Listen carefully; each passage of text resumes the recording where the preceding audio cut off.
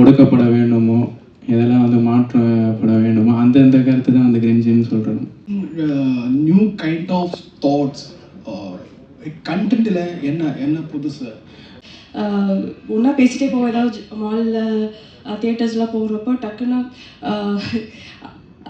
Two roads டைவர்ஜ்டுங்கிற மாதிரி rest room வரப்போ தான் நான் இங்கே போகணும் அப்படிங்கிற ஒரு தாட்டே அஃபெக்ட் பண்ணுதுன்னா யாம் பெற்ற இன்பம் பெருகை வைகம்னு சொல்லி ஓகே எல்லாருக்கும் அதே விஷயத்தை கூப்பிட்டு ஒரு விஷயத்தை பார்த்து பயப்படுறேன்னா ஓகே எல்லாரும் பய சாவுங்க அப்படின்னு சொல்லி ஒரு பொதுவான ஒரு கேள்வியாக கேட்குறேன். இப்போ வந்துட்டு சினிமான்றது உலகம் முழுக்க சொல்கிறாங்க, இந்தியாவில் மட்டும் இல்லை, சினிமான்றது ஒரு டிகே ஆகிற ஒரு ஒரு யங் ஆர்ட் ஃபார்ம் தான். 100 வருஷம் கூட இருக்குது. ஆனால் கூட இது சினிமான்றது ஒரு டிகே ஆகிட்டு இருக்குது. இது வந்துட்டு ஆல்மோஸ்ட் டிக்ளைனில் இருக்குன்னு ஒரு பரவலாக ஒரு பேச்சு இருக்குது. இது இல்லாமல் நம்ம வந்துட்டு இங்கே ஒரு ரைட் விங் கவர்மெண்ட் இந்தியாவில் மட்டும் இல்லை உலகம் முழுக்க இருக்குது. அது நம்மளோட கல்ச்சர் நம்மளோட ஆர்ட் ஃபார்ம்ஸையும் பாதிச்சுட்டு இருக்கு. மூணாவதாக வந்துட்டு இப்போ வந்துட்டு சினிமாவை வந்துட்டு ஒரு தேட்டரில் போய் பார்க்குற ஒரு கல்ச்சர் ரொம்ப கம்மியாகிட்டே இருக்குது. ஏன்னா ஒரு மக்கள் ரொம்ப டிஸ்ட்ராக்டடாக இருக்காங்க, நிறையா அவென்யூஸ் இருக்குது. ஏதாவது படத்தை பார்த்தாலே கிரிஞ்சுன்றாங்க, இல்லை பூமர்ன்றாங்க, ஈஸியாக டிஸ்மிஸ் பண்ணிடுறாங்க. இந்த சமயத்தில் நீங்கள் 4 பேரும் சினிமா ஒரு கண்டெம்பரரி சினிமா எப்படி இருக்குது அப்படின்னு உங்களோட பார்வையில் எப்படி நினைக்கிறீங்க?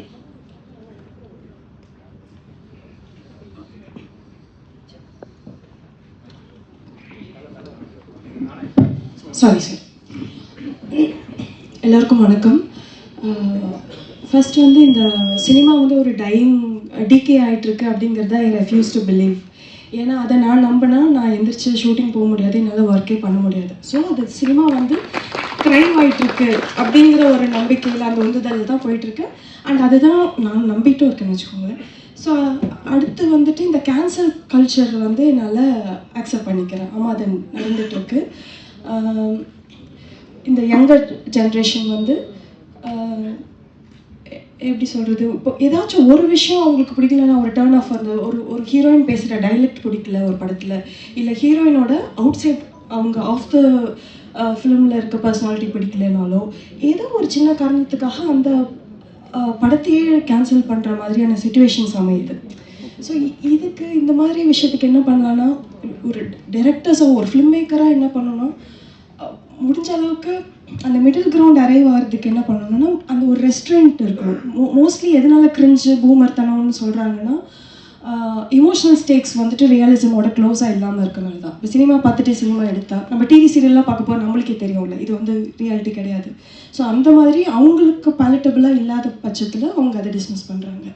அப்போது நம்ம அவங்களுக்கு அந்த ரெஸ்டாரண்ட்டோட பண்ணால் கண்டிப்பாக அவங்களுக்கு கனெக்ட் ஆகும் அப்படின்னு நினைக்கிறேன். ஸோ இன் தட் வே அந்த மாடர்னிட்டி கொண்டு வரலாம் சினிமாவுக்கு அப்படின்னு நினைக்கிறேன்.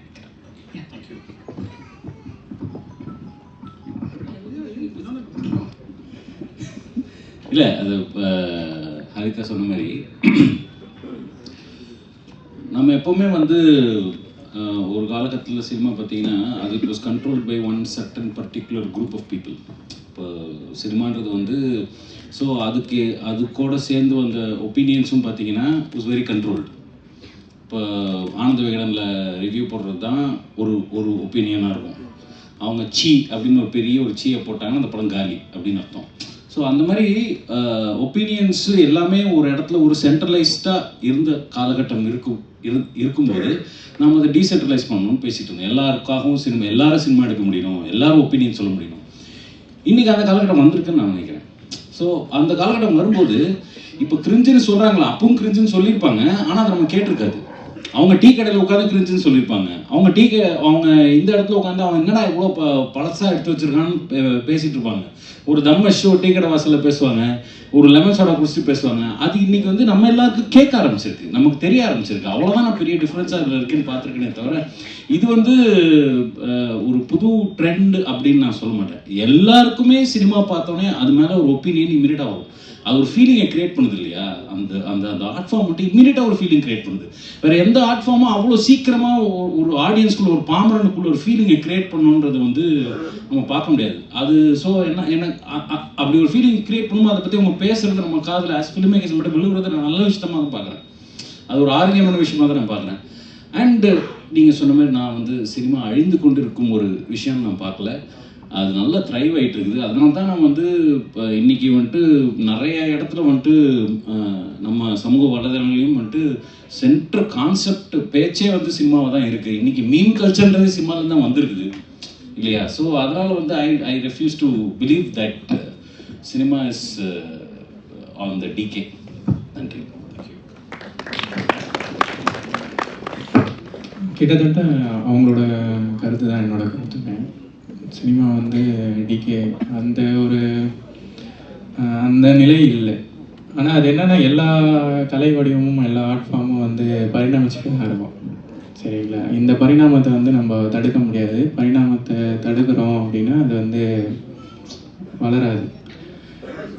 தொழில்நுட்பம் சார்ந்து வந்து சினிமா இயங்குதுன்னு வச்சுப்போம். ஒரு காலத்தில் மேடையாக இருந்தது, அப்புறம் எழுதுகிறோம், அதுக்கப்புறமா அதோட நவீன தன்மைக்கு ஏற்ற மாதிரி சினிமா வந்து அதோட வடிவத்தை அடையுது. இன்னும் அதோட வடிவம் மாறினாலும் அதோட விஷுவல் மீடியம் வந்து அழியாது.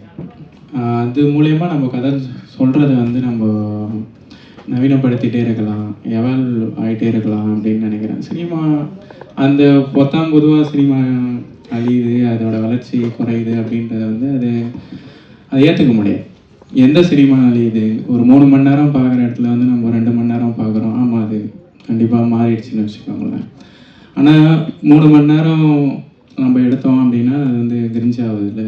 ஆனால் இப்போ நம்ம சொல்கிறோம்ல, எதெல்லாம் கிரிஞ்சு எதெல்லாம் பூமர் அப்படின்ற அந்த கருத்தியல் வந்து பார்த்தீங்க அப்படின்னா எதெல்லாம் வந்து ஒடுக்கப்பட வேண்டுமோ, எதெல்லாம் வந்து மாற்றப்பட வேண்டுமோ அந்தந்த கருத்து தான் வந்து கிரிஞ்சுன்னு சொல்கிறோம். இப்போ நம்ம சொல்கிற சிந்தனை மாற்றம் வேணும் அப்படின்னு நினைக்கிற ஒரு விஷயங்கள் எல்லாமே எடுக்கிறோம் அப்படின்னா அது வந்து கிரிஞ்சா இல்லை. அதை யாருமே எனக்கு தெரிஞ்சு வந்து சொல்கிறதில்லை. எதெல்லாம் அழியணுமோ அதெல்லாம் தான் கிரிஞ்ச் ஆகிட்டு இருக்கு பூமர். அந்த தன்மையில் வந்து அதை நான் எடுத்துக்கலாம் அப்படின்னு நான் வந்து பார்க்குறேன். நவீன வடிவம் வந்து நம்ம தகவல் அமைச்சிட்டு தான் இருக்கணும், இல்லைன்னா அது கண்டிப்பாக டிகே ஆகிடும். சினிமா டிகே ஆகாது, அதோட வடிவங்கள் மாறிட்டே இருக்கும், மாறும், அப்படி எடுத்துக்கலாம். வணக்கம். Thank you for the invitation. Cinema வந்து நீங்கள் சொன்ன மாதிரி 100 more years அவ்வளோதான் பழக்கம் இருக்குது. ஸோ இன் மை வியூ புதுசான சினிமா இனி வரப்போகிறது. நம்ம எல்லாம் in certain area in certain period masters வந்து சினிமா வந்து இந்த மாதிரி ஆக்கி வச்சிருச்சு நிறைய வருஷங்களுக்கு முன்னாடி தான். We are following that. But nowadays we all are discussing new kind of thoughts. கண்டென்ட்டில் என்ன புதுசு. ஆனால் aesthetically cinema is still old. I'm waiting for புதுசான ஒரு சினிமாக்கு நான் waiting. That's maybe from the coming generation. ஆனால் ஒரு காலத்தில் சினிமா வந்து சொசைட்டியில் very badly affected. Politically, non-political, apolitical, or they are spread lot of bad things in the society. நம்ம அதை எல்லாமே வளர மோசமாக நம்ம சுவாதீனிச்சுட்டு இருக்கு. அது வந்து இப்போ வந்து என்ன நடக்க போகிறேன்னா influence of social media and influence of audience. Cinema ஆடியன்ஸ்னாலே தான் சேஞ்ச் ஆகிட்டே இருக்கு. So right now we are in a kind of reverse conditioning. We are correcting our faults. We done lot of bad images, bad messages through our cinema. Now we are correcting. This is the right way. So cinema is every time cinema is going very well. Yeah, it's forwarding, and right now இது வந்து ஒரு புது காலத்து art form தான். So is going positive. So now we are spreading lot of positive vibes through the films. So that's because of the audience and because of the influence of social media. இது எல்லாமே ஆடியன்ஸ்னால தான். அவ்வளோதான். எனக்கு அதுதான் எனக்கு modern cinema. Thank you. உங்களுக்கு ஒரு ஸ்பெசிஃபிக்காக பேசணும். அது ஜென்ரலாக ஒரு நோஷன் இருக்குது, பெண் இயக்குனர்கள்னால் அவங்க பெண் கதாபாத்திரத்தை வந்துட்டு ஒரு அக்யூரேட்டாக கொண்டு கொண்டு வருவாங்க அப்படின்னு ஒரு ஜெனரலாக சொல்லுவாங்க. பெண்கள் நம்ம சில சமயம் பெண்கள் நான் சரியில்லைன்னா அது பெண் இயக்குநர்கள் மட்டும் இல்லை அதனால தான் அப்படி இருக்குன்ற ஒரு ஜெனரலான ஒரு பார்வை இருக்குது. ஆனால் உங்கள் படத்தில் அஃப்கோர்ஸ் உங்கள் படத்தில் பெண் கதாபாத்திரங்கள் யதார்த்தமாக இருப்பாங்க. ஆனால் அதை விட தமிழ் சினிமா ஜெனரலாக இல்லாதது உங்கள் படத்தில் ஆண் கதாபாத்திரங்கள் ரொம்ப யதார்த்தமாக இருப்பாங்க. ரொம்ப ஆண் கதாபாத்திரத்தை நீங்கள் ரொம்ப ஒரு ஜென்டிலாக அவங்களை நரேட் பண்ணுறீங்க. ஒரு வல்னரபிலிட்டி, ஒரு ஃப்ளாஸ் இருந்தாலும் அவங்களுக்கு ஒரு அன்பு, ஒரு you make them very human ஆண் கதாபாத்திரங்களில். அது ஏன் நீங்கள் அது நீங்கள் கான்ஷியஸாக பண்ணுறீங்களா இல்லை அது ஏன் பண்ணுறீங்களா? எங்கேருந்து வருது இந்த கதாபாத்திரங்கள் உங்கள் படங்களில்? ஏன்னா நம்ம இப்போ மணிகண்டன் கூட கேரக்டர் வந்து சிலுக்கரத்தில் மணிகண்டன் கேரக்டர்லையோ இல்லை சமுத்திரகனி அவரோட கேரக்டர், அதே மாதிரி இலையில அவங்க அப்பா பையன் உங்கள் படத்துக்கு இந்த ரிக்கரிங் தீம் வந்துட்டு ஒரு மெயில் கேரக்டர்ஸ் ரொம்ப ரொம்ப யதார்த்தமாக பண்ணுறீங்க. அதை பற்றி கொஞ்சம் சொல்லுங்கள். மெயில் கேரக்டர்ஸ் நான் வந்து அதிகமாக ஏன்னா நான் மீடியா ஸ்டூடெண்ட்டாக இருக்கும்போதும் சரி, மேல் டாமினேட்டட் இண்டஸ்ட்ரியில் ஒர்க் பண்ணுறப்பையும் சரி, நிறையா மேலோட தான் நான் பழகிறதுக்கான வாய்ப்பு சந்தர்ப்பம் அமைஞ்சிருக்கு. எப்போ எனக்கு அவங்க இன்னொரு ஜெண்டர் மாதிரியே தெரியாது, ஒன்றா தான் இருக்கும். ஒன்லி டைம் எனக்கு வந்து ஒன்றா பேசிகிட்டே போவோம். ஏதாவது மாலில் தியேட்டர்ஸ்லாம் போகிறப்போ டக்குன்னு 2 ரோட்ஸ் டைவர்ஜ்டுங்கிற மாதிரி ரெஸ்ட் ரூம் வரப்போ தான் நான் இங்கே போகணும் அப்படிங்கிற ஒரு தாட்டே வரும். அந்த மாதிரி லைக் நான் ரொம்ப மேல் கூட பழகுனனால எனக்கு அவங்களோட வல்னரபிலிட்டி, சென்சிபிலிட்டி எல்லாமே தெரிஞ்சு லைக் இட்ஸ் நாட் தட் நான் வந்து புதுசாக அவங்கக்கிட்ட பழகி ஒரு ஆணை நான் தெரிஞ்சுக்கிட்டு அவங்கள போர்ட்ரே பண்ணுறேன் அப்படின்னு இல்லை. கூடவே எல்லாருமே ஒன்றா இருக்கிறதுனால எனக்கு அது எப்படி எனக்கு விமன் தெரியுதோ அந்த மாதிரி மென்னும் தெரியும். So thank you. உங்களோட படங்களில் வந்துட்டு we see ஒரு marriage between technology and social cos. அது உங்களோட ரிக்கரிங் தீமாக ஒரு நீங்கள் டெக்னாலஜியை உங்கள் படங்களை அடிக்கடி அதை நீங்கள் அது டெக்னாலஜியோட ஒரு ஸ்டோரியில் மிக்ஸ் பண்ணுறீங்க. அது ஏன் பண்ணுறீங்க? அது எங்கேருந்து வருது? What inspires you about this marriage of social issues and technology in your films? நான் நேரில் பார்க்குறது, நான் அனுபவிக்கிறது, அவ்வளோதான் அதில் இருக்கக்கூடிய மேட்ரு. நான் ரொம்ப ப்ரீமெடிட்டேட்டிவாக வந்துட்டு டெக்னாலஜி பேஸ் பண்ணி ஒரு படம் பண்ணணும் அப்படிலாம் இல்லை. நான் ஒரு விஷயம் பார்க்குறேன், அந்த விஷயம் என்னை அஃபெக்ட் பண்ணுதுன்னா யாம் பெற்ற இன்பம் பெருகை வைகம்னு சொல்லி ஓகே எல்லாருக்கும் அதே விஷயத்தை கொடுத்துருப்போம். நான் ஒரு விஷயத்தை பார்த்து பயப்படுறேன்னா ஓகே எல்லாரும் பயந்து சாவுங்க அப்படின்னு சொல்லி கொடுத்துறது தான் ஐடியாவாக இருக்கே தவிர அது ப்ரீமெடிட்டேட்டடாக இப்படி தான் அப்படின்னு தெரில. இப்போ தான் நான் ஆக்சுவலாக வந்து 3 படம் பண்ணதுக்கப்புறம் தான் நிறைய பேர் சொல்ல தான் நான் இப்படி தான் படம் எடுக்கிறேன் போல இருக்குன்னு எனக்கே ஒரு ஃபீலிங் வருது. பட் மற்றபடி என்ன எனிதிங் தட் அஃபெக்ட்ஸ் மீ அதுக்குள்ளே போகணும்னு ஒரு ஆர்வம் வரும், அதை வந்துட்டு வெளியில் காட்டணும்னு ஒரு ஆர்வம் வரும். அந்த ஒரு பாதை ஒரு சோஷியல் காசும் இருக்குல்ல, அதுதான் ரொம்ப க்யூரியஸாக இருந்தது. ஒரு எஜுகேஷன் பற்றி சொல்கிறீங்க இல்லை ஆமாம் அது ஒரு பிளாஸ்டிக் அதான் அது நான் அது தெரியல. அதான் நான் அது என்னையை பாதிச்சிருக்குன்றாங்க, அது என்னையை பாதிச்சதுக்கு எல்லாருமே பாதிக்கும்ன்ற ஒரு ஃபீலிங் எனக்கு வரதுனால அது சோஷியல் காசாக மாறிடுது. நான் வந்து சமுதாயத்தை திருத்தணும், சமுதாயத்துக்கு இப்படி பண்ணணும் அப்படின்னு நான் யோசிக்கிறதே கிடையாது.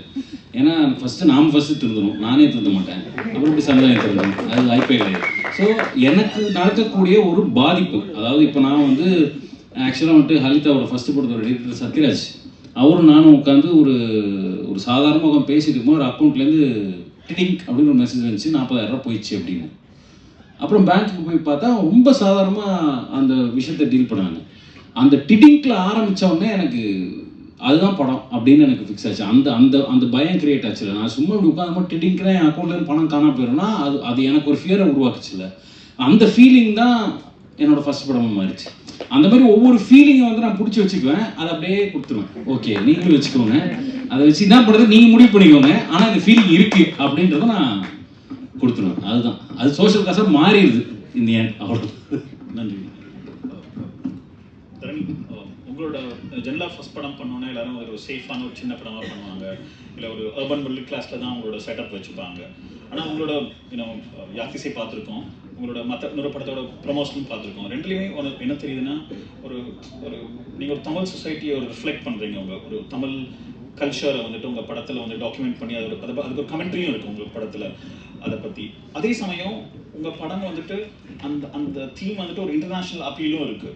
இந்த appeal to Tamil sensibility and international sensibility, இது ரெண்டும் நீங்கள் ஒரு டெலிபரேட்டாக பண்ணுறீங்களா? அது எப்படி உங்கள் கதையில் மறுபடியும் வருது? இல்லை, நான் அப்படி பார்க்கல என்னோட படத்தை.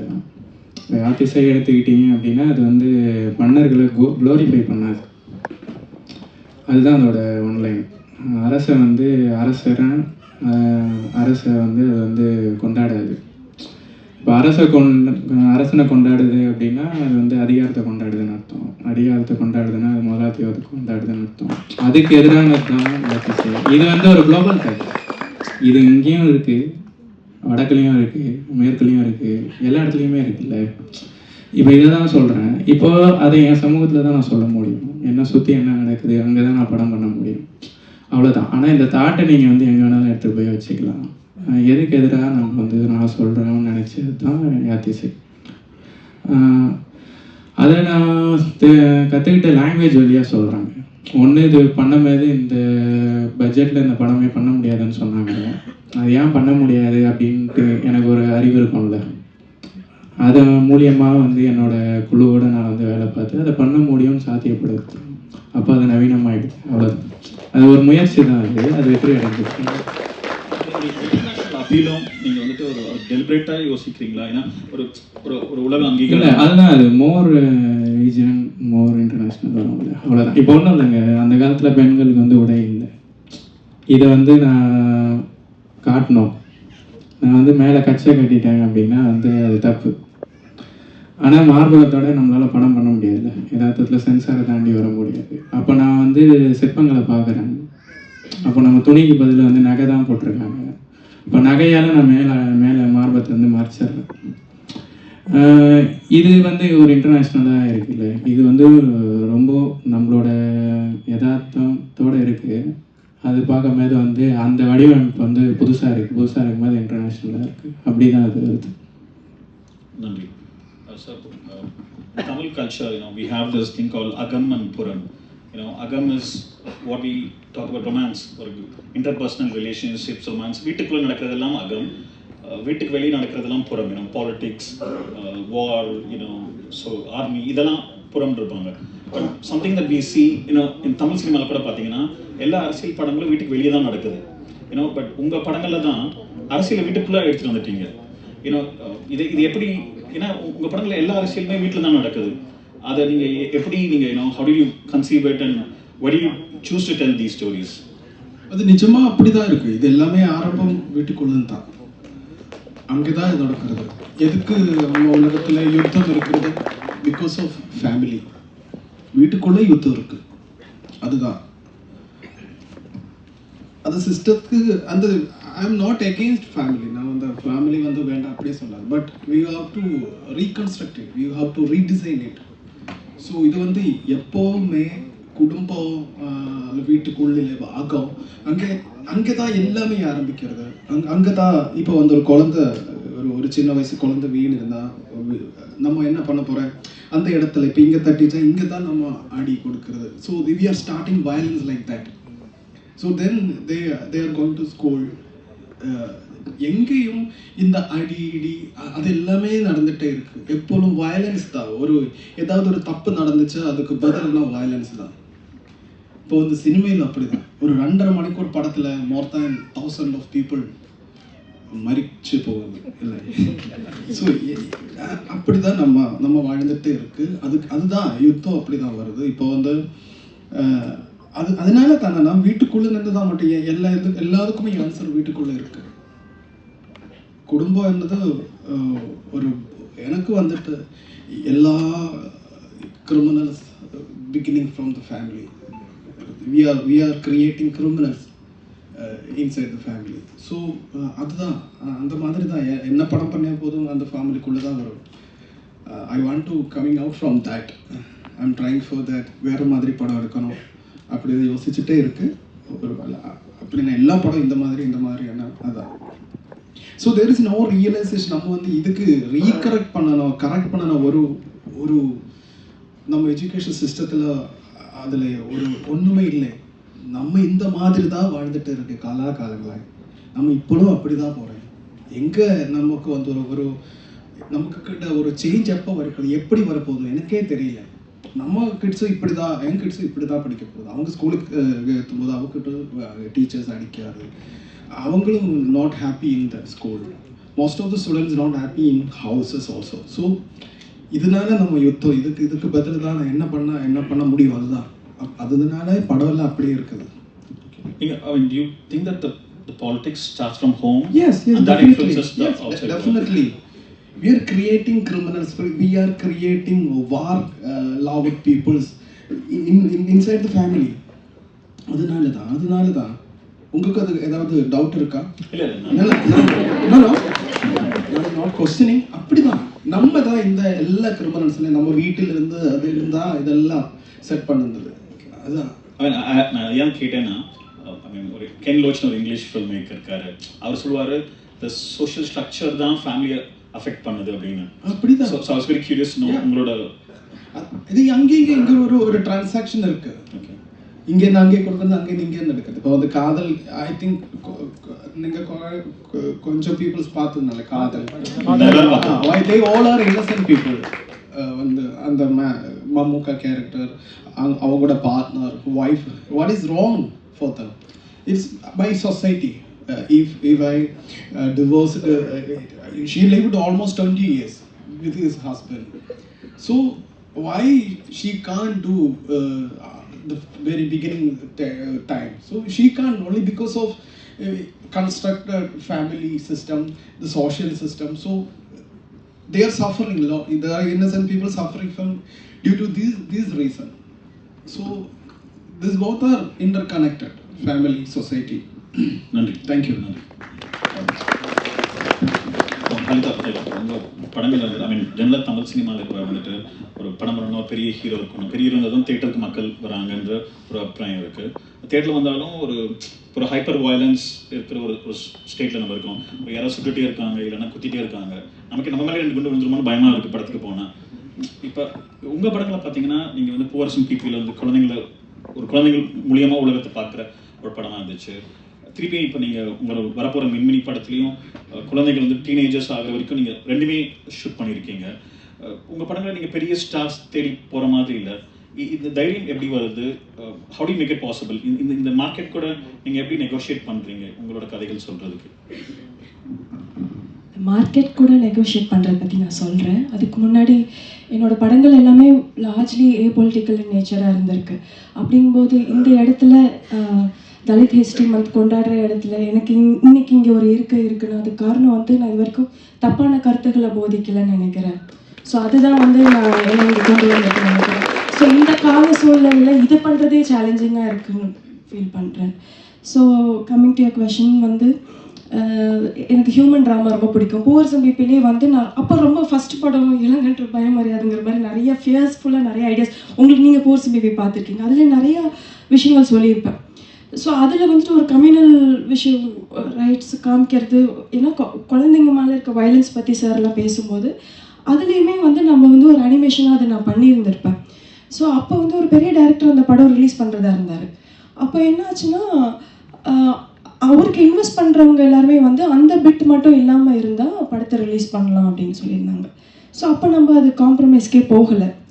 மேபி லைக் அது காம்ப்ரமைஸ் நான் போயிருந்தேன்னா அந்த படங்கள் இன்றைக்கி ஒரு பெரிய ஒரு ஸ்பாட்லைட்டுக்கு வந்திருக்கும், அப்போவே அதுக்கான உரிய ரெகக்னேஷன் கிடச்சிருக்கும்னு எனக்கு இப்போ தோணுது. பட் இந்த டெசிஷன் எல்லாமே இல்லை. ஸோ இப்போ ஒரு புவர் சம் பீப்பி ஒரு தோல்வி படம் ஆனதுலேருந்து அந்த இடத்துல நான் மின்மினிக்கான விதையை போடுறேன். ஓகே, ஸோ அந்த இடம் தான் எனக்கு கரேஜியஸான மூவ்னு நினைக்கிறேன். அதுக்கு தான் நான் வந்து சைனப் ஆயிருந்தேன். பட் இவென்ச்சுவலாக இவ்வளோ வருஷங்களில் இன்னுமே வந்து சேலஞ்சிங்க நிறைய அப்ஸ் அண்ட் டவுன்ஸ் பார்த்துட்டேன். அப்ஸ் அண்ட் டவுன்ஸ் எதுன்னு சொல்லணும்னா நான் அதுக்கப்புறம் பண்ண சில்லு கருப்பட்டி ஆகட்டும், ஏழை ஆகட்டும், எனக்கு ஓடிடியில் ஒரு நல்ல ஒரு த்ரோன் அமைச்சு கொடுத்துச்சுன்னே சொல்லலாம். நான் ரொம்ப எல்லாருமே அதுக்கு இவங்க படம்னா இவ்வளோ இதுக்கு வாங்கிக்கலாங்கிற ஒரு ஷியோரிட்டி அந்த மாதிரிலாம் இருந்தது. ஸோ இந்த ரொம்ப ஒரு க்ளோரியஸான ஒரு விஷயங்கள் இருக்கிறப்போ நான் மின்மினி போகிறேன். அப்போ எனக்கு ஒரு தைரியம் இருக்குது, கண்டிப்பாக நம்ம படம். ஸோ மின்மினி முடிச்சுட்டு வரப்போ இங்கே சினாரியோ கொஞ்சம் மாறி இருக்குது ஓடிடி பிளாட்ஃபார்ம்ஸில். நம்ம என்ன இப்போ கார்ப்பரேட்னால் எப்போவுமே அது ஒரு அப்ஸ்கேலில் தான் நான் போயிட்டுருக்கோம். திடீர்னு ஒரு டிப் மாதிரி வரும் அப்படின்னு நான் எதிர்பார்க்கல. இந்த பீன்ஸை ஸ்பில் பண்ணணும்னா அதுதான் இப்போவுமே வந்து கஷ்டமாக இருக்குது. அது ஓடிடி சேல்ங்கிறது கஷ்டமாக இருக்குது. ஸோ அதுதான் நம்ம இப்போ பார்த்துட்ருக்கோம், பண்ணிகிட்ருக்கோம். ஸோ இந்த மாதிரி அப்ஸ் அண்ட் டவுன்ஸ் பார்த்துட்ருக்கேன். அப்போ மின்மினி அப்போ வந்து என்ன அது பண்ணணும்னு ஆரம்பிக்கிறப்போ பார்த்தீங்கன்னா தேட்டர் வந்துட்டு தேட்டருக்கு ஆட்கள் வந்துட்டு இருந்தாங்க. ஸோ இந்த வாட்டி பெட்டராக பொசிஷன் பண்ணால் மின்மினி எல்லாரும் பார்ப்பாங்க, பூவரசன் பிபியும் சேர்த்து மின்மினியோட பார்ப்பாங்கங்கிற தைரியத்தில் தான் நான் எடுத்தேன். ஸோ அதனால் நான் வந்து முழுக்க முழுக்க இவ்வளோ இத்தனை வருஷத்தில் இவ்வளோ விஷயம் மாறும் அப்படின்லாம் எனக்கு தெரியல. ஒரு வாட்டி என்னோட கட் ஃபீலிங்கை நம்பி நான் பண்ணிகிட்ருக்கேன். ஸோ ஒரு சேலஞ்சஸ் அப்பப்போ வருது, அதை மீறி பார்த்துட்டு தான் இருக்கேன். ஸோ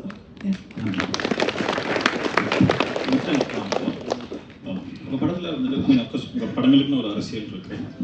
குறிப்பாக ஒரு ஜென்டில்மேன் வந்தப்போ ஹீரோ வந்தப்போ அதில் ஒரு ஜென்டில்மேனோட சின்ன இன்ஃப்ளூயன்ஸ் இருக்குன்னு பிரபலா அதை பேசினாங்க. அதே மாதிரி சர்தார் வந்தப்பையும் அதில் ஒரு சின்ன இந்தியன் ஒரு ஃப்ளாஷ்பேக் ஒரு சின்ன இன்ஃப்ளூயன்ஸ் இருக்குன்றாங்க. இப்போ சங்கர் சாரோட படம் பார்த்தோம்னா அது ஒரு விஜிலான்டி ஃபிலிம்ஸ். உங்கள் படம் அதுக்கும் சடனாக இல்லை, உங்கள் படம் அந்த அரசியல் இல்லை.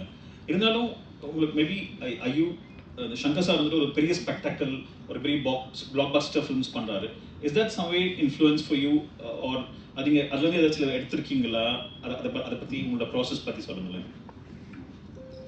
இல்லை, எனக்கு ஆக்சுவலாக வந்து ஒரு பெரிய பிளாக் பஸ்டர் படம் எடுக்கணும்னு ஆசை. ஆனால் அது எப்படி அச்சீவ் பண்ணுறது எனக்கு வரைக்கும் தெரில, ஒரு நிஜமாவே. ஏன்னா பெரிய ஹிட்டு கொடுக்கணும் அப்படின்னு பயங்கர ஆசையாக இருக்கும். ஆனால் நம்மளோட ஆம்பிஷன்ஸே அதுக்கு ஒரு பெரிய முட்டுக்கட்டு போட்டோம்.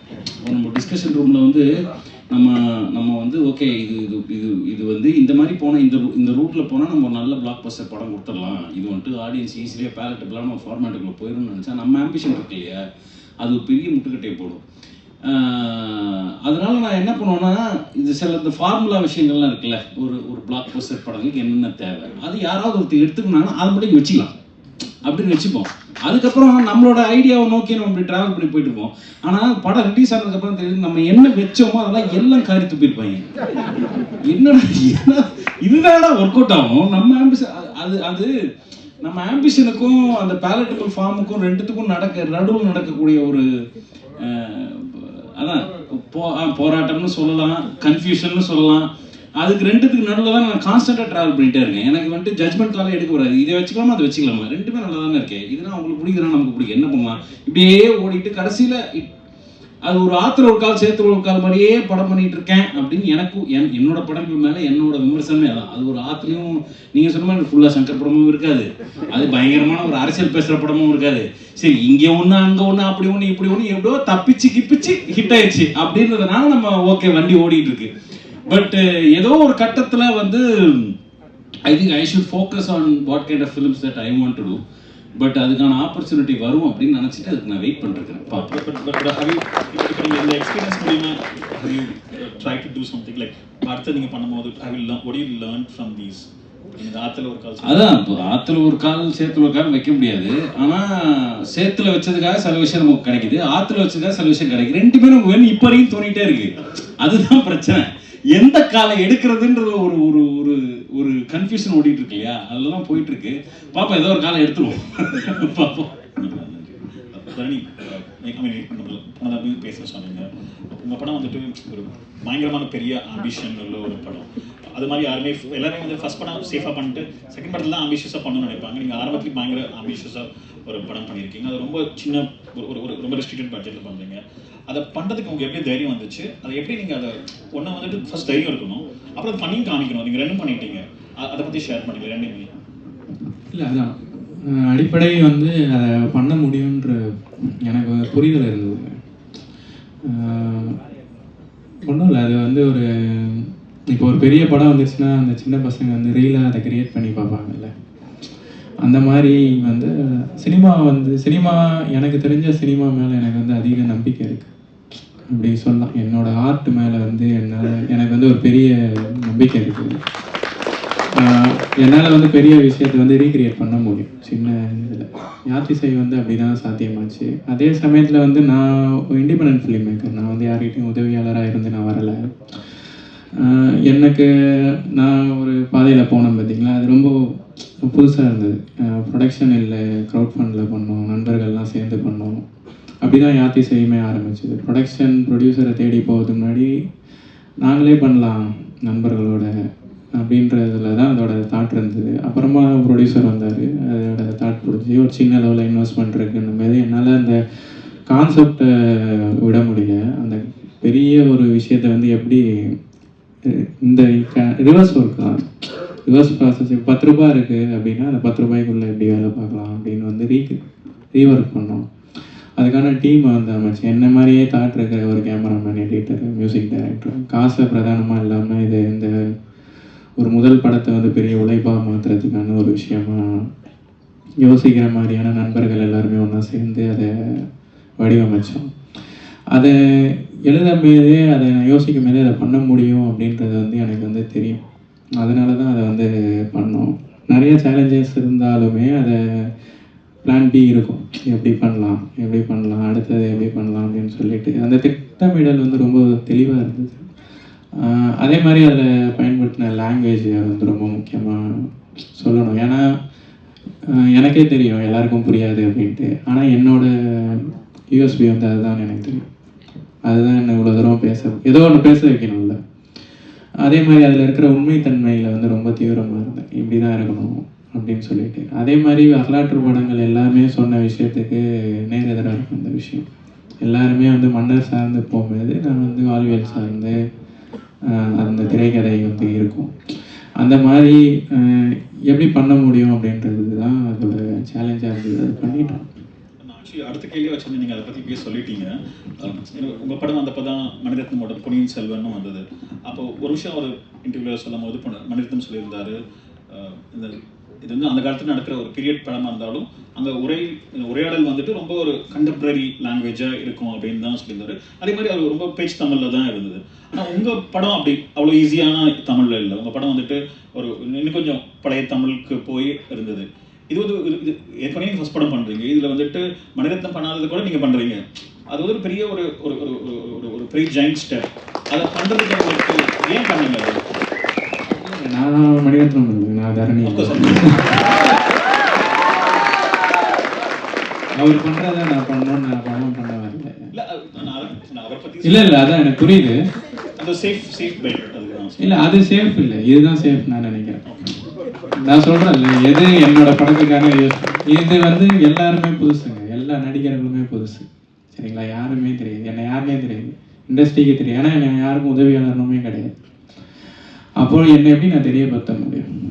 என்னோட ஆர்ட் மூலியமாக தான் நான் தெரியப்படுத்த முடியும். அதோட ரொம்ப ராவான வெர்ஷன் என்னன்றது தான் நான் தேடி போவேன். அந்த மாதிரி தான் அது ரீக்ரியேட்டே ஆச்சு. அதனால தான் நான் இந்த மேடையில் இருக்கேன்னு நம்புகிறேன். நான் திருப்பியுமே ஒரு மசாலா தன்மையுடைய எல்லாரும் சொல்கிற ஒரு வரலாற்று படங்களை எடுத்திருந்தா நான் 10/11 இருப்பேன்ல. நான் என்ன பண்ணணும்னு தெளிவாக முடிவு பண்ணி நான் பண்ணேன் அப்படின்னு நான் நினைக்கிறேன். அதுதான் அதோட அவுட்புட்.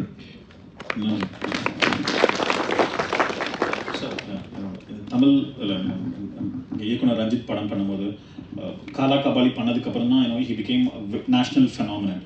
அதுக்கு முன்னாடி படங்கள் நல்லா இருந்தால் கூட அது ஒரு தமிழ்நாட்டு வழி தான் இருந்தது. ஒன்லி கலான் கபாலி டு பாஜித் to India across the world too. அதே மாதிரி நீங்கள் 2 இம்பார்ட்டன்ட் பொலிட்டிக்கல் படம் ரீசெண்டாக பண்ணீங்க. ஒன்று கிரேட் இந்தியன் கிச்சன், அதில் பெரிய ஸ்டார் இல்லாதது. இன்னொன்று வந்துட்டு நீங்கள் வந்துட்டு காத்தலில் வந்துட்டு you have Mammootty, because Malayalam star. இது ரெண்டுக்கும் how did you feel the difference in making, like in terms of your freedom to tell உங்களோட அந்த அரசியலுக்கு ஃப்ரீடம் ஒன்று, இப்போ ஒரு ஸ்டார் இருந்தால் are there any compromises that you have to make? Like இது ரெண்டோட ஒரு கான்ட்ராஸ்ட் பண்ணால் உங்களோட எக்ஸ்பீரியன்ஸ் எப்படி இருந்ததுன்னு ஷேர் பண்ண முடியும்?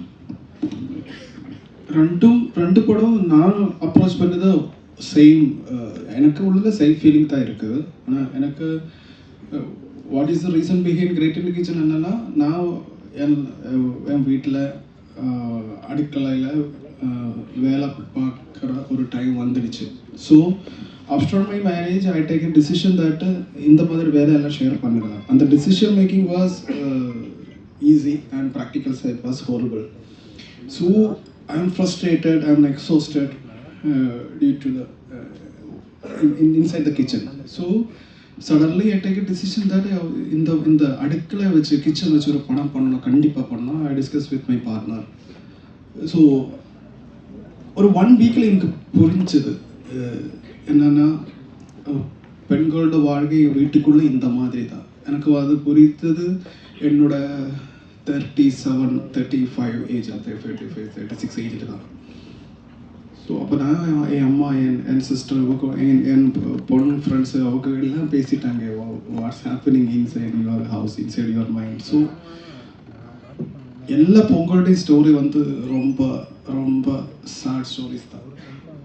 தட்ஸ் வை நான் வந்து கண்டிப்பாக இந்த மாதிரி ஒரு படம் எடுக்கணும். அப்போ நான் தெரிஞ்சது இந்த படம் நான் தான் ப்ரொடியூஸ் பண்ணணும். எனக்கு கண்டிப்பாக தெரியுது வந்து எனக்கு ஒரு ப்ரொடக்ஷன் கம்பெனியில் போய் கதையை சொல்லி அவங்க லைக் பண்ண மாட்டாங்க. ஸோ நான் என் ஃப்ரெண்ட்கிட்ட சேர்ந்து தான் அந்த படம் எடுத்தது. அது வந்து ஒரு independent kind of film making. ஆனால் அது வெளியே வந்ததுக்கப்புறம் ரொம்ப பெரிய ரிசப்ஷன் கிடைச்சாச்சு. நம்ம never expected that kind of reach for great Indian kitchen. ஆனால் அதுக்கப்புறம் மம்மூட்டி சார் அந்த படம் பார்த்துச்சு, எனக்கு ஒரு மெசேஜ் அனுப்பிச்சு. I watch great Indian kitchen with my voice, I really enjoy, we really enjoy. So there is a connection with me and Mammootty. That's only that message. And later இந்த காதலோட ஸ்கிரிப்ட் என்கிட்ட வந்துருச்சு. ஆத்தரஸ் போல்சன் அவர் அந்த writers. So I know these kind of people. I know the communities people. So எனக்கு அந்த படம் பண்ணணும், அதுதான் எனக்கு அப்போ தெரியாது. நான் அதுக்கிட்ட யோசிக்கவே மாட்டேன், இதை யார் இந்த படம் பார்க்க போகிறது, இந்த படம் வந்து பாக்ஸ் ஆஃபீஸில் சக்ஸஸ் ஆகிடும் மேலே, எனக்கு இந்த படம் பண்ணணும். அப்போ கொஞ்சம் கரேஜ் இருந்தது கிரேட் இண்டியன் கிச்சன்னாலே தான். ஆனால் நம்ம ஆடியன்ஸ், நான் நேரத்தை சொன்ன மாதிரி நம்ம எல்லாம் வந்து கொஞ்சம் சேஞ்ச் ஆகிடுச்சு. a kind of new audience is here. So and then we approached Mammootty. So he is in the board, he is on board.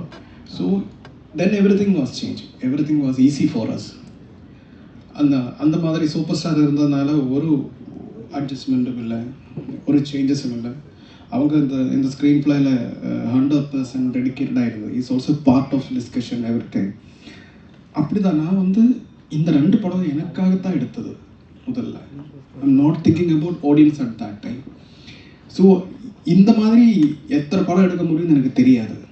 So இப்போ ஹலிதா சொன்ன மாதிரி தான் இதெல்லாம் ஒரு கார்ப்பரேட் பிஸ்னஸ் ஆகிடுச்சு. ஸோ அவங்க பிறந்த படம் நம்ம எடுக்க போகிற ஸ்டேஜில் தான் நம்ம போயிட்டே இருக்குது. ஸோ அந்த சென்சர் போர்டு இருக்குன்னு வேறொரு ஆஃபீஸ் இங்கே இருக்குது. ஸோ இப்போ வந்து 2024 தான் எனக்கு பிடிச்ச படம் எனக்கு I can make it. So I don't know இது இந்த முன்னாடி நீ வரும் காலங்களில் இது எப்படி இருக்கும்னு எனக்கு தெரியாது. Okay, thank you. இப்போ தமிழ் சினிமாவில் இந்த music it self has been changing. நம்ம எப்படி இசை பயன்படுத்துகிறோம் அப்படின்றது உங்கள் படங்கள் வந்துட்டு நம்ம எப்பவுமே நீங்கள் ஒரு இண்டிபெண்டன்ட் மியூசிஷியன்ஸ் கூட ஒர்க் பண்ணீங்க. ஐ மீன் பிரதீப் குமார் ஒர்க் பண்ணிருக்கீங்க, ஹீபர் வாசுகி, அருள் தேவ், அதுக்கப்புறம் இப்போ கதீஜா ரஹ்மான் ஒர்க் பண்ணுறீங்க. இங்கே யாருமே இப்போ நீங்கள் ஒரு அனிருத் இல்லை ஒரு யுவன், ஒரு ஜி பிரகாஷ் அவங்களோட ஒர்க் பண்ணிங்கன்னா உங்கள் படத்தை வைக்கிறது ரொம்ப ஒரு சுலபமாக இருக்கும். பட் நீங்கள் வந்துட்டு ஒரு இண்டிபெண்ட் மியூசிஷியன்ஸோட தான் கொலாபரேட் பண்ணியிருக்கீங்க. அது ஏன் பண்ணுறீங்க? அது இல்லாமல் what do these musicians bring to your film?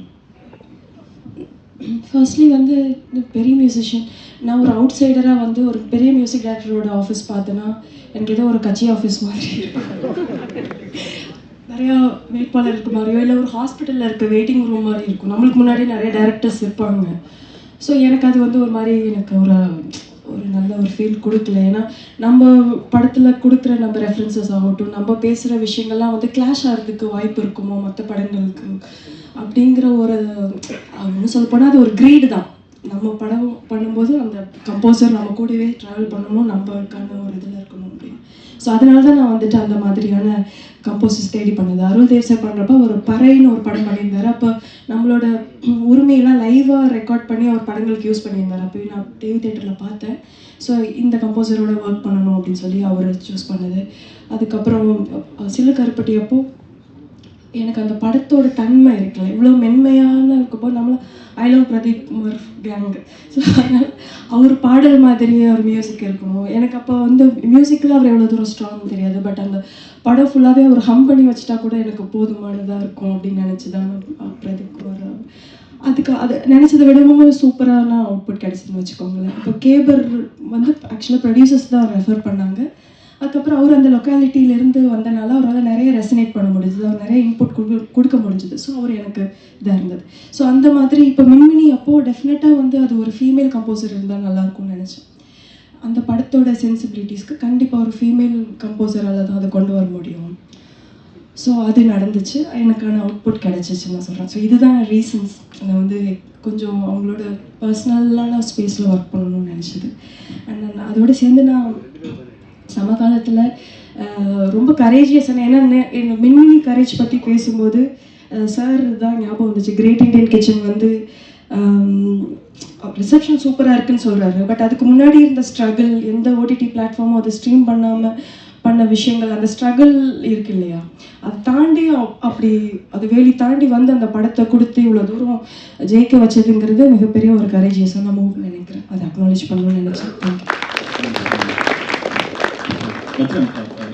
எப்பவுமே தமிழ் சினிமாவில் சொல்லுவாங்க, எதை பண்ணாலும் அது A centre, B centre, C centre, எல்லா சென்டருக்கும் புரிகிற மாதிரி இருக்கணும். ஏதாவது ஒரு சின்ன காம்ப்ளெக்ஸ் சொன்னால் கூட அதெல்லாம் வேணாம், கொஞ்சம் சிம்பிளாக ஆக்கிருங்க அப்படின்ற ஒரு ஒரு ஒரு ப்ராடான ஒரு ஒப்பீனியன் இருக்குது.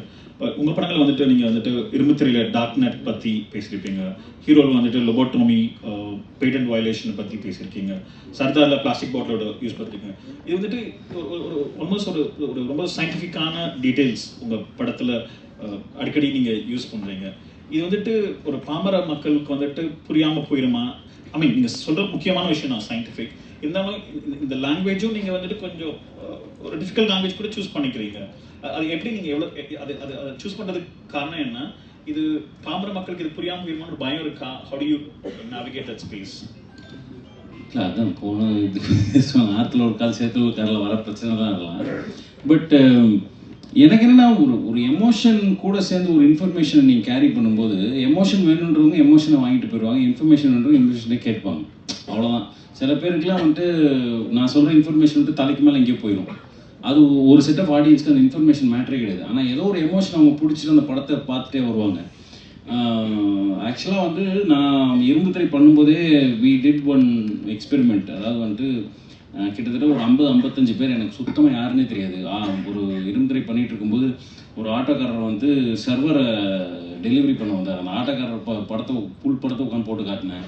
அதுக்கப்புறம் ஒரு ஆஃபீஸ் பாய்க்கு படத்தை போட்டு காட்டினேன். இது மாதிரி வந்துட்டு கம்ப்ளீட்லி டிஃப்ரெண்ட் சினிமாவுக்கு சம்மந்தமே இல்லாதவங்களுக்கு வந்து அந்த படத்தை போட்டு காட்டும்போது நான் ஒரு புரிதல் ஒன்று புரிஞ்சுக்கிட்டேன். நாம் எடுக்கிற படம் அவங்க பார்க்குற படம் வேற, அவங்க வேற ஏதோ படம் பார்த்துட்டு இருக்காங்க. நிஜமா அவங்க வேற ஏதோ படம் பார்த்துட்டு இருக்காங்க. நம்ம ஒரு படம் எடுத்துட்டு இதுதான் அவங்களுக்கு போய் சேரப்போதுன்னு நினைக்கிறோம், நான் வேற படம் பார்த்துட்டு இருக்கான். என்னென்னமோ பார்க்குறான், இது சூப்பராக இருந்துச்சுன்றான், டே அது ஒன்றுமே இல்லையடா அப்படின்னு எனக்கு. ஆனால் அது அவங்க ரொம்ப பிடிச்சிருக்கு. ஸோ அவங்க லேயர்ஸ், அந்த லேயரில் ஏதோ ஒரு இடத்துல ஏதோ ஒரு எமோஷனில் எங்கேயோ அவன் கனெக்ட் ஆகிட்டான். ஓகேவா? ஸோ அந்த ப்ராசஸில் வந்து நான் என்ன தெரிஞ்சுக்கிட்டேன்னா, நாம் வந்து என்ன படத்தை அவங்கள பார்க்க வைக்கணுன்றது வந்து நம்மளோட நோக்கம் கிடையாது. நமக்கு இதெல்லாம் தெரியும், ஒரு ஃபார்மேட் ஒன்று இருக்குது, அதில் டெலிவர் பண்ணுவோம், அதில் ஆற்றுல அடிச்சுட்டு வரட்டும், எல்லாம் அப்படியே போகட்டுன்ற ஒரு மூடில் தான் நான் வந்து இது வரைக்கும் படம் பண்ணியிருக்கேனே தவிர, நம்ம இதை இப்படி கன்வே பண்ணால், இந்த மாதிரி ஒரு டெக்னிக் வச்சு கன்வே பண்ணால் அவங்களுக்கு புரிஞ்சுன்றது எனக்கு சத்தியமாக இது வரைக்கும் தெரியாது. அது எனக்கு தெரிஞ்ச ஒரு விஷயம், அது இந்த ஃபார்மேட்டில் கொடுக்குறேன், அது ஏதோ ஒரு பேலட்டபிளில் கொடுக்கணும்னு நினைக்கிறேன். அந்த எண்ணம் அதை எப்படியோ கொண்டு போய் அந்த இன்ஃபர்மேஷனை சேர்த்துரும் அப்படின்றது தான் என்னுடைய பாயிண்டாக இருக்குது. நன்றி. தனி, உங்களோட படம் இன்ஃப்ளூயன்ஸ் பற்றி சொல்லுங்கள். நீங்கள் ஒரு ஃபில்ம் மேக்கராக இருக்குது, இப்போ நீங்கள் ஒரு சர்டன் கன்விக்ஷனில் இந்த 2 படம் பண்ணியிருக்கீங்க. இப்போ இதுக்கப்புறம் ஒரு ரிசப்ஷன் இந்த படங்களுக்கு இருந்திருக்கு. இந்த ரிசப்ஷனுக்கு அப்புறம் நீங்கள் என்ன மாதிரி படங்கள் பண்ணணும்னு நினைக்கிறீங்க? அது இல்லாமல் உங்கள் படம் இன்ஃப்ளூயன்ஸ் பற்றியும் சொல்லுங்கள். நான் வந்து ஒரு ஜானர், ஒரு வடிவத்திலே வந்து இருக்கணும் அப்படின்னு நினைக்கல. நிறையா லேயர்ஸ், நிறைய வடிவம் முயற்சி பண்ணணும்னு தான் நினைக்கிறேன். அடுத்த பண்ணுறதும் வந்து பீரியட் இல்லை, இது வந்து கான்டெம்பரரி படம் தான். இன்ஃப்ளூயன்ஸ் மெயினாக வந்து நான் படம் அவ்வளோ பார்க்க மாட்டேங்க, படிக்கிறேன். இப்போது யாத்திசை ரொம்ப அடிப்படை வந்து லிட்ரேச்சர் தான் வச்சுக்கோங்க.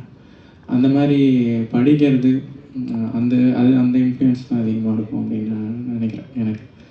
அதுக்கப்புறமா நிறையா பார்த்துட்டே இருக்கோம்ல, இதுதான் அப்படின்னு பர்டிகுலராக இல்லை, அங்கங்கே இருக்கிற அதான் எப்படி ஒரு கதை உருவாகுது அப்படின்னு பார்த்தோன்னா உடனேலாம் வந்துடாது. இப்போது யாத்திசையை எடுத்துக்கிட்டோம் அப்படின்னா, நான் ஒரு 10 வருஷம் முன்னாடி ஒருத்தர்கிட்ட பேசின ஒரு கதை தான். அந்த ஒரு கேரக்டர் வந்து மலைக்கு மேலே ஏறி போயிட்டு ஒரு பால் மாதிரி ஒன்று சாப்பிடுவாங்க பாருங்கள். அது நான் கிராமங்கள்லாம் சுத்தம் போது அங்கே ஒரு பழங்குடி வந்து சொன்னார், தேன் எடுக்கிற மாதிரி இப்படி ஒரு பழக்கம் இருக்குது, மாடு வந்து கண்ணு போட்டுச்சு, கண்ணு இறந்துச்சுன்னா பாலை அது பீச்சிரும், அந்த பாலை எடுத்து சாப்பிடுவாங்க புரதம். இது வந்து எனக்கு இந்த படத்துக்குன்னு இல்லை, ஒரு 10 வருஷத்துக்கு முன்னாடி நான் எனக்கான அனுபவத்தில் அது கிடைக்கும் போது அதை நான் இங்கே வந்து ப்ளேஸ் பண்ணிக்கிறேன். இந்த மாதிரி தேடல் எல்லாமே சேர்ந்து தான் ஒரு அந்தந்த ஒரு ஐடியாவை வந்து ரீக்ரியேட் பண்ண மாதிரி இந்த மாதிரி அனுபவங்கள், இந்த மாதிரி படித்தது பார்த்தது இது எல்லாமே கம்பைன் ஆகும். இது எல்லாமே தான் இன்ஃப்ளூயன்ஸாக இருக்கும் அப்படின்னு நினைக்கிறேன். அந்த மாதிரி தான் வந்திருக்கும் எனக்கே தெரியாமல். நன்றி. சார், தியேட்டர் ஐ மீன் உங்களை வந்துட்டு ஒரு ஃபெமினிஸ்ட் ஃபில்ம் மேக்கர்னு நிறைய கிரிட்டிக்ஸ் சொல்கிறாங்க. ஆனால் தியேட்டரில் வர ஆடியன்ஸ் இருக்காங்களே, ஒரு ப்ரைமரி ஒரு யங் மேல் ஆடியன்ஸ் தான் வீட்டை விட்டு தியேட்டருக்கு போயிட்டு வராங்க. ஒரு விமன் ஆடியன்ஸ் கம்பேர் பண்ணால் மேல் ஆடியன்ஸ் தான் தியேட்டருக்கு நிறைய வந்துட்டு இருக்காங்க. உங்கள் படங்கள் அடிக்கடி தேசிய விமன் ஒரு ஒரு ஃபீமேல் பெர்ஸ்பெக்டிவ் இருக்குது. அதில் உங்களுக்கு ஒரு பயம் இருக்கா? லைக் தியேட்டரில் வர ஆண்கள் வராங்க, நம்ம அவங்கள கிரிட்டிக் பண்ணி தான் காசு கொடுத்து வந்து கிரிட்டிசிசம் வாங்கிட்டு போவானா அப்படின்ற ஒரு பயம் உங்களுக்கு இருக்கா? How do you look at this? பயம் இல்லை. ஆனால் வந்து ப்ரொஃபஷனலி நம்ம வந்து ப்ரொஃபஷனலி இதை பற்றி யோசிச்சுட்டு இருக்கும்போது நம்ம வந்து டிஃப்ரெண்ட் ஜோனர்ஸ் ட்ரை பண்ணலாம். அப்படி ஒரு ஒரு திங்கிங்காக உள்ள இருக்கு. இப்போ அந்த கிரேட் இண்டிகேஷன் வந்து டைரக்ட் ஓடிடி ரிலீஸ். ஸோ அதுக்கு டிக்கெட் எடுத்து மெயில் வந்து தியேட்டரில் வந்து பார்த்தது அப்புறம் வீட்டில் போய் பொண்ணுங்களை கூட்டி வர மாட்டேன், எனக்கு தெரியும். பட் அது வந்து ஓடிடி வந்ததுனால அதுக்கு உங்கள் சொல்ல விஷயத்தில் ஒரு பதில் இன்ட்ரெஸ்டான ஒரு விஷயம் இருக்குது. That's most memorable thing in my life. ஆனால் வந்து இந்த கிரேட் இண்டியன் கிச்சன் எல்லா மேஜர் பிளாட்ஃபார்ம்ஸ் ரிஜெக்ட் பண்ணியாச்சு, எல்லா டெலிவிஷன் சேனல்ஸும் ரிஜெக்ட் பண்ணியாச்சு. தென் அந்த படத்தோட நம்ம me and including my producers, my friends, நாங்கள் நிறைய ஃபினான்ஷியல் க்ரைசிஸில் இருக்குது. எப்படி இந்த படம் வெளிக்கொண்டுன்னு தெரியலை, யாருமே சப்போர்ட் இல்லை.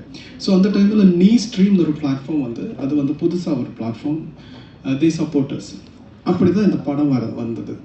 படம் வந்ததுன்னு அப்புறம் இந்த மோஸ்ட்லி பெண்களாலே தான் இந்த படம் டாக் ஆகிடுச்சு, சோஷியல் மீடியா டிஸ்கஷன் ஆகிடுச்சு. படம் வந்து தென் we got calls from the all rejected guys.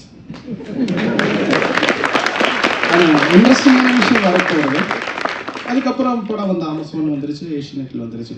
அது இந்த படம் ரிஜெக்ட் பண்ணியது எல்லாமே மேல் தான். ஆனால் இந்த ரீட்டிங் வந்தது இந்த நம்ம ஆடியன்ஸில் இப்போ பெண்களானே தான், மட்டும் பெண்களை நான் சொல்லலை, but major portion of audience, major portion of discussion happen through the womens. அது ரொம்ப ரொம்ப எக்ஸைட்டிங் மெமரி தான் எனக்கு. ஸோ இப்போ வந்து நான் காதல் வரும்போது நான் நேரத்தை சொன்னது, நம்ம ஆடியன்ஸ் வந்து நம்ம சேஞ்ச் ஆகிடுச்சு. நமக்கு காதலுக்கு முன்னாடி அங்கே வந்த படங்கள் ஒரு லிஸ்ட்டு வந்தால், இப்போ RDX படம் ரொம்ப ஹிட் ஆகிடுச்சு, அது ஒரு ஃபைட் ஆக்ஷன் படம். அதுக்கப்புறம் லியோ வந்துடுச்சு, அதுவும் ஆக்ஷன் தான். So the next kadhal was coming after these action பேக்கேஜுக்கு அப்புறம் தான் காதல் வந்து. ஸோ ஆடியன்ஸ் வந்து ஒரு ரிலாக்ஸேஷன் வேணும், அவன் காதல் வேணும். அந்த கரெக்ட் டைமில் தான் காதல் வந்தது. ஐ திங்க் என்னோட மோஸ்ட் தியேட்டரில் வந்து படம் மோஸ்ட் ஆள்கார் வந்து பார்த்த படம் காதல் மட்டும்தான். அதுக்கு முன்னாடி 2 படம் இருக்கு தியேட்டர், 2-3 படம் இருக்கு. அது சூப்பர் ஃப்ளாப் தான் எல்லாமே. அப்போ நான் வந்து இனி வாட் இஸ் நெக்ஸ்ட்டு அந்த மாதிரி யோசிக்கும் போது ஐம் ட்ரைங் டு சேஞ்ச். அது என்னன்னா, நான் வந்து இனிமேல் ஃபெமினிஸ்ட் அந்த மாதிரி சினிமா பண்ண அப்படி இல்லை. ஆனால் ஒரு கரியரில் நம்ம டிஃப்ரெண்ட் ஜானர் ட்ரை பண்ணலாம், அவ்வளோதான். கண்டிப்பாக இந்த மாதிரி விஷயம் நம்ம பறையும். அது என்னென்ன பறைய போகிறோம், நம்ம சொசைட்டி இப்படி ஆயிருந்ததுனால நம்ம ஃபோர்ஸ்ஃபுல்லி ஒன்றும் பண்ண வேண்டாம். நம்ம ராஜ்யம் இப்படியே போயிட்டு இருக்கு, நம்ம வீடு சொசைட்டி இப்படியே இருந்தாலும் இப்படி படம் வரும். நான் பண்ணலன்னு வேற எவனாலும் பண்ணும். So thank you. Question for all of you. இப்போ சினிமாவில் வந்துட்டு நம்ம டெக்னாலஜியில் பயங்கரமாக இம்ப்ரூவ் ஆகிட்டோம். ஏஐ இந்த ஸ்கிரிப்ட் எழுதுன்றாங்க, ஏஐ ஆள் கிரியேட் பண்ணுறாங்க. சயின்ஸ்கிட்ட இறந்து எப்பயோ போயிட்டாங்க. அவங்க படத்தை நம்ம பார்த்தோம் ஒரு படத்தில். டெக்னாலஜிக்கலாக ஒரு விஷுவலாக ஒரு in terms of set we are super advance then ever before. ஆனால் கண்டென்ட் வைஸ், ஸ்டோரி வைஸ் இப்போ எப்படி இருக்குது, எது நல்லா இருக்குது, எது நல்லா இல்லைன்னு நீங்கள் 4 பேர் நினைக்கிறீங்கன்னு ஷேர் பண்ண முடியுமா? ஒரு as films, as stories, as content, அது இது நல்லா இருக்கு, எது நல்லா இல்லைன்னு உங்களுக்கு ஒரு பார்வையாளர் உங்களுக்கு ஒரு ஒப்பீனியன் இருக்கும்ல? எது நல்லா இருக்கு, எது நல்லா இல்லை படம் பேர் இல்லை. இப்போ வந்து ஃபார் எக்ஸாம்பிள், இப்போ நம்ம ஒரு கியூர் கேரக்டர்ஸ் முன்னாடி பார்த்ததே இல்லை சினிமாவில். அது இப்போ புதுசாக ஒரு ட்ரெண்ட் வந்திருக்கு. That's positive thing. அது மாதிரி உங்க பார்வையில் சில இது நல்ல விஷயம் வந்துட்டு இருக்குன்னு சொல்லலாம், சில விஷயம் நாட் ஸோ குட் திங்ஸும் நடந்துட்டு இருக்கலாம்னு நினைக்கலாம்ல. அதுதான் நான் ஒரு விஷயம் நான் இப்போது ரொம்ப ஏன்னா நான் என் லைஃப்பில் கற்றுக்கிட்ட எல்லா விஷயமே சினிமா மூலம் தான் கற்றுக்கிட்டேன். எனக்கு வந்துட்டு என்னோடய ரியல் லைஃப் அனுபவங்கள்லேயோ எனக்கு பெரிய எக்ஸ்பீரியன்ஸஸ் கிடையாது. எனக்கு வந்துட்டு பரியேறும் பெருமாள் பார்க்குற வரைக்கும் எனக்கு வந்துட்டு ஜாதி பிரச்சனை ஊர் சைடில் எப்படி இருக்குன்னே தெரியாது. அந்த படம் தான் எனக்கு ஃபஸ்ட்டு அப்படியாச்சு. அது வரைக்கும் நான் பாட்டுக்கு இங்கே வெல் ஷெல்டர்டாக இங்கே வந்து ஜாதி பிரச்சனைனாலே வந்துட்டு என்ன சொல்கிறது, ஹீரோ வந்துட்டு ஹீரோயினை அவங்க அப்பாவுக்கு தெரியாமல் கூப்பிட்டு ஓடுறது, இவ்வளோதான் எனக்கு தெரியும். அவ்வளோதான் எனக்கு நிஜமாக தெரியும். நான் அவ்வளோதான் சினிமா பார்த்துருக்கேன். எனக்கு எல்லாமே கற்றுக் கொடுத்தது வந்துட்டு சினிமா தான். ஸோ எனக்கு வந்து என்னோட பொலிட்டிக்கல் அறிவு, என்னோட அரசியல் அறிவை வந்து தூண்டுறதும் அதை வந்துட்டு உருவாக்குறதும் சினிமா இருக்குது. ஸோ அது எனக்கு வந்துட்டு இன்றைக்கி இருக்கக்கூடிய அந்த ட்ரெண்ட் எனக்கு ரொம்ப பிடிச்சிருக்குன்றாங்க. அரசியல் பேசுகிறது இருக்குல்ல சினிமாவில், அது ரொம்ப ஸ்ட்ராங்காக அந்த ட்ரெண்ட் வந்து எனக்கு ரொம்ப பிடிச்சிருக்கு. நம்ம எவ்வளோ ஸ்ட்ராங்காக ஒரு அரசியல் பேசுகிறோமோ அதுக்கு எதிராகவே ஒரு அரசியல் ஒன்று பேசுகிறாங்கல்ல அதே சினிமாவில், அது எனக்கு சுத்தமாக பிடிக்கல. ஆனால் பார்க்குறது ரசிக்குது. அவங்க ரொம்ப கஷ்டப்பட்டு அந்த படத்தெல்லாம் எடுக்கும்போது எனக்கு ரொம்ப ஜாலியாக இருக்கு. அந்த படத்தோட ட்ரெய்லரை பார்க்கறது, அந்த படத்தோடைய போஸ்டரை பார்க்குறதெல்லாம் பார்க்கலாம். அடடா ஆஹா, ஒரு பேரானந்தம் நம்ம உருவாகுது. ஸோ இதுதான் எனக்கு இப்போ இருக்க கரண்ட் சுச்சுவேஷனே மண்டைக்கு தோணுது. இதுதான். புரியல இன்னொரு நம்ம டெக்னாலஜிக்கலாக பயங்கர இம்ப்ரூவ் ஆகிடும். பட் இன் டர்ம்ஸ் ஆஃப் ஒரு கண்டென்ட் ஸ்டோரி எந்த கதைகள் சொல்கிறோம்ல சில நல்ல டெவலப்மெண்ட்ஸ் இருக்குது. அதான் நான் சொன்னேன், முன்னாடி நம்ம ஒரு கியூர் கேரக்டர்ஸ் நம்ம சினிமாவில் பார்த்ததே இல்லை. ஒரு கே ஆண் ஒரு ஹீரோவான நம்ம சினிமாவில் வந்ததில்லை. அது இப்போ சாத்தியமாக இருக்குது.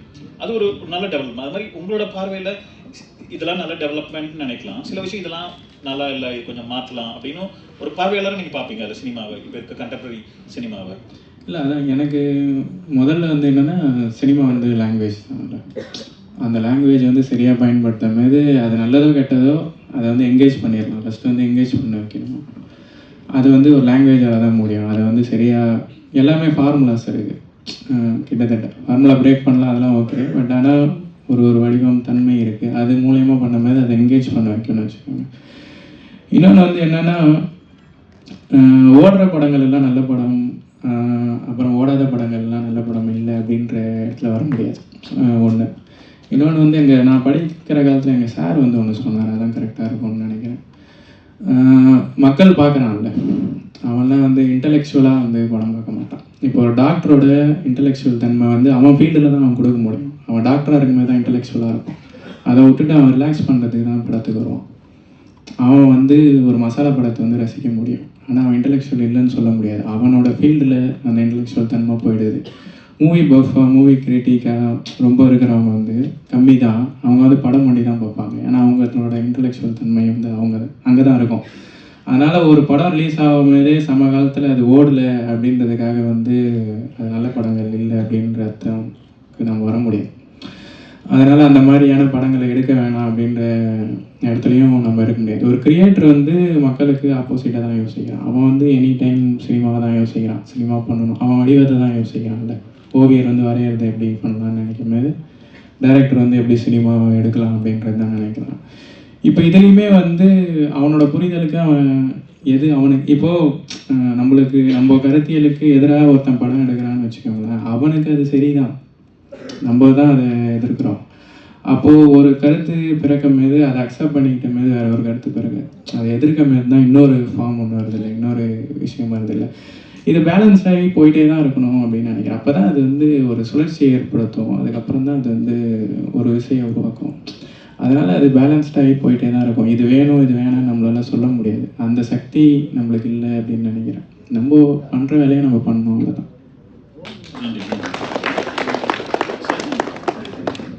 ஆக்சுவலி எனக்கு தெரியாது எந்த மாதிரி படம் பண்ணணும், நெக்ஸ்ட்டு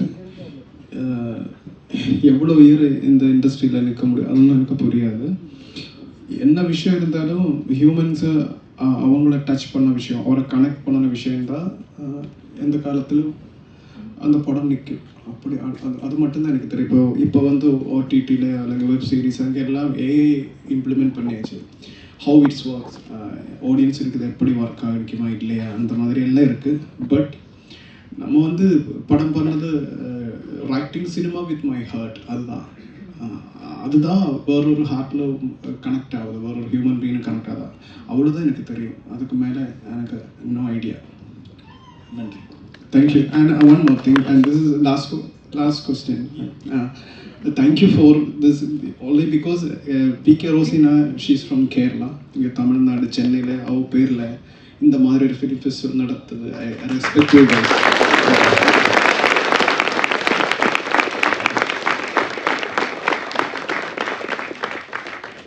லலிதா, நீங்க Yeah. பார்க்குறீங்க? டெக்னாலஜி நிறையா வந்துட்டு இருக்கு, ஸ்டோரிஸ் அதுக்கு வந்துட்டு கை கொடுக்குது. ஆனால் அது கை கொடுக்காம இருந்தால் நம்ம வெறும் டெக்னாலஜி, அது வெறும் ஸ்டைல் தான் பார்ப்போம், சப்ஸ்டன்ஸ்க்கான இது இல்லாமல் இருக்கும். பட் நான் நம்புறது நிறைய கண்டென்ட் ட்ரிவன் ஃபிலிம்ஸ் வந்துட்டு இருக்கு அப்படின்ட்டு தான். ஸோ இதில் நல்ல விஷயமா என்ன வந்திருக்குன்னா, இப்போ சார் முன்னாடி சொல்லும்போது நம்ம நிறைய தப்பு பாஸ்டில் பண்ணியிருக்கோம், அதெல்லாம் இப்போ நம்ம கரெக்ட் பண்ணிட்டு இருக்கோம் சினிமாவில். அது ரொம்ப வேலிடாக இருந்தது, அதுக்கான ஸ்பேஸ் நம்மளுக்கு இங்கே இப்போ கிடைச்சிருக்கு. ஸோ அதனால ஆப்வியஸாக நிறைய பொலிட்டிக்கல் ஃபிலிம்ஸ் பார்க்குறது சந்தோஷமாக இருக்குது. ஏன்னா இதுக்கு முன்னாடி வந்துட்டு நான் ஹாலிவுட்டில் அந்த மாதிரி லைக் அதர் லாங்குவேஜில் தான் பார்த்துருக்கேன். ஸ்பைக் லீ படம் பார்க்கப்போ, இல்லை ஒரு நல்ல சோஷியல் கமெண்ட்ரி இருக்குது, கென் லோச் படம் பார்க்குறப்போ அந்த மாதிரி இருக்கும். இப்போ பா ரஞ்சித் அவர்கள் படமாகட்டும், மாரி செல்வராஜ் படமாகட்டும், இதெல்லாம் வந்ததுக்கப்புறம் நம்மளுக்கு வந்துட்டு ஒரு ஒரு ஒரு உந்துதல் இருக்குது, நம்ம தைரியமாக நம்ம நினைக்கிறது சொல்லலாம், அந்த மாதிரிலாம் ஒரு நல்ல விஷயம் இருக்குது.